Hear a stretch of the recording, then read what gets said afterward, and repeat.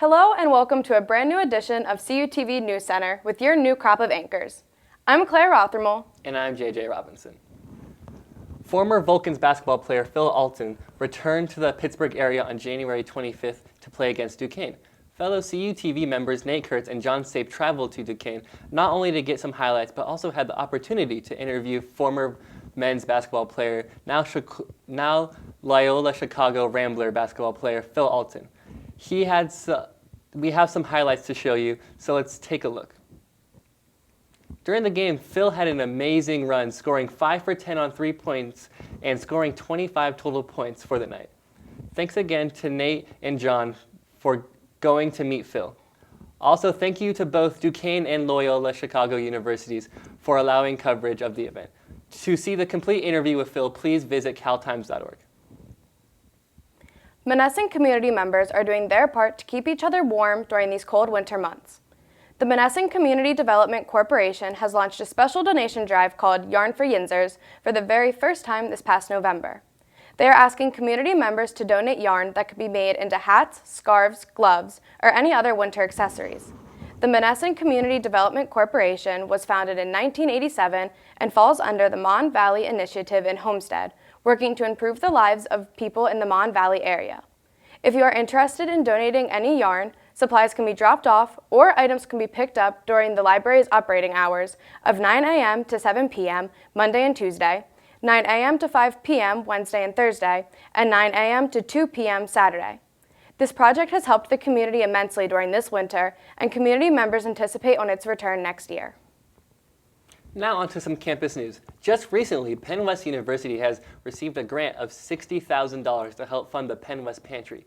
The pantry assists students by providing household necessities such as food, personal hygiene products, and academic supplies. Pennsylvania Western University is one of 28 colleges and universities to receive a grant funding as the part of the PA Hunger-Free Campus Initiative by the Pennsylvania Department of Education to help combat food insecurities in higher education. Funds will be divided over 5 locations throughout the 3 campuses. On February 2nd, SAI held an organization fair to kick off the spring semester. All groups from Greek life to SAI allocated clubs were present. This event gives new, transfer, and returning students an opportunity to explore new interests and opportunities. The university offers over 100 clubs and organizations, and this fair is the perfect place to get to know them all. All right, we'll step aside for a quick commercial break, and don't go anywhere. You're watching Newscenter on CUTV. Are you looking for student housing that is convenient, fits your budget, and promotes independent living?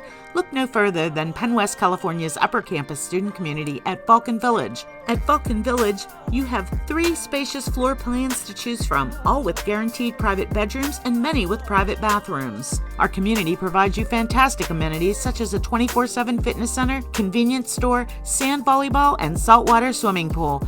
All apartments are fully furnished and have full kitchens and laundry. Utilities, internet, parking, recreation, and events all included. We provide you an all-inclusive experience that can't be beat. Schedule a tour and learn more today at vulcanvillage.com. Live here. Live well.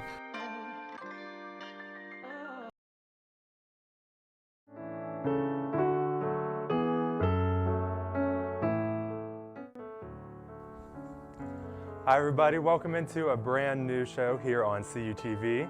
I'm your host Tom Caton, and you are all tuning into the very first official episode of Caton's Corner.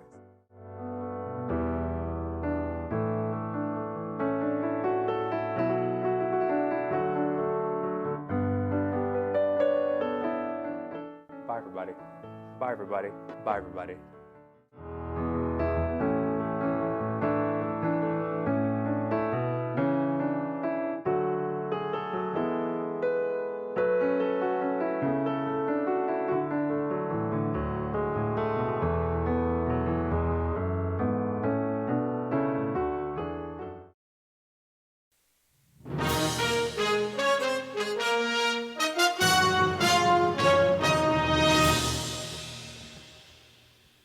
Welcome back to CUTV News Center. I'm JJ Robinson.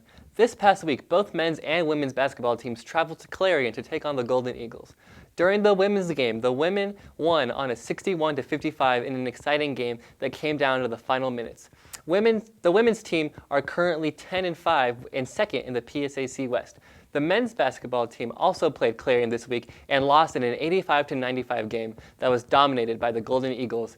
At one point, the Vulcans went on a run, coming within 6 points late in the second half, but unfortunately was unable to pull ahead. The men's basketball team is currently sitting at 6-9 on the year and are 6th in the PSAC West and are on a 2-game losing streak. Speaking of sports, let's take a look at the upcoming basketball schedule. The Vulcans will be traveling to Edinburgh Saturday, followed by 2 home games against Slippery Rock on Monday and Gannon on Wednesday. Both teams will then be traveling back to Erie on Saturday, February 11th, to take on Mercyhurst. The Vulcans will return to the Convocation Center to take on Seton Hill Wednesday, February 15th. For coverage of all upcoming basketball games, subscribe to our YouTube channel, CUTV Sports 1. Now let's take a look at some hockey highlights. On January 16th, the California 1 hockey team took on West Virginia University.